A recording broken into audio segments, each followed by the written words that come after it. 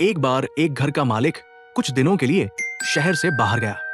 लौट कर देखा, उसके घर से धुआं उठ रहा है और पास पहुंचते ही लपटे आसमान छूती दिखी। भीड़ तमाशा देख रही थी और वो अपने सुंदर घर को जलते हुए देख घबरा गया। लोगों से मदद की गुहार लगाने लगा। तभी उसका बड़ा बेटा आया। पिताजी, घबराइए मत, इस घर के लिए मुझे एक खरीदार मिला था जो कीमत की 3 गुनी रकम देने को तैयार है। मैंने सौदा तय कर दिया था। ये सुनते ही पिता ने लंबी सांस ली। चेहरा शांत हो गया। सोचा, जब घर हमारा रहा ही नहीं तो चिंता कैसी। वो भीड़ के साथ खड़ा होकर आग को देखने लगा। थोड़ी देर बाद दूसरा बेटा आया। पिताजी, घर जल रहा है और आप इतने शांत क्यों? भैया ने सौदा तो किया पर सौदा पक्का नहीं हुआ, पैसे भी नहीं मिले। अब जलते घर के लिए कौन देगा? पिता फिर से घबरा गया। वो दौड़कर लोगों से पानी, बाल्टियां, मदद जो हो सके करने को कहने लगा। इतने में तीसरा बेटा आया।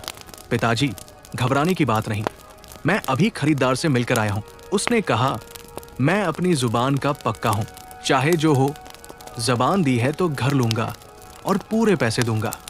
ये सुनते ही पिता फिर से शांत हो गया, जैसे भीतर का बोझ उतर गया हो, और वो चुपचाप आग को देखता रहा।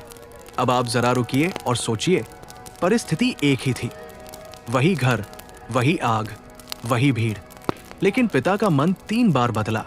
पहले घबराहट, फिर राहत, फिर से घबराहट और आखिर में शांति। क्यों?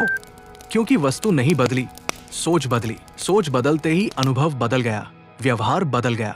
जब हम किसी चीज को मेरा मानकर उससे चिपक जाते हैं, उसके खोने पर दर्द होता है, और जब उसी चीज को थोड़ा अलग होकर देखते हैं तो भीतर एक अजीब सी आजादी महसूस होती है। तब वही आग भी उतनी नहीं जलाती, क्योंकि जलता घर नहीं, हमारी आसक्ति होती है। दुखी होना या न होना बहुत हद तक हमारी सोच पर निर्भर है।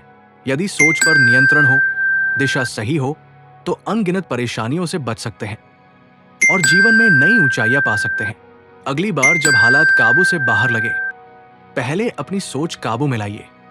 परिस्थिति वही रहेगी, पर आप बदलेंगे, और वही आपका असली विचक्षण होगा। अगर ये कथा आपको पसंद आई हो तो लाइक और शेयर जरूर करें। ऐसी ही कथाओं के लिए सब्सक्राइब करें। कमेंट में जय श्री हरि लिखें। धन्यवाद। जय श्री हरि।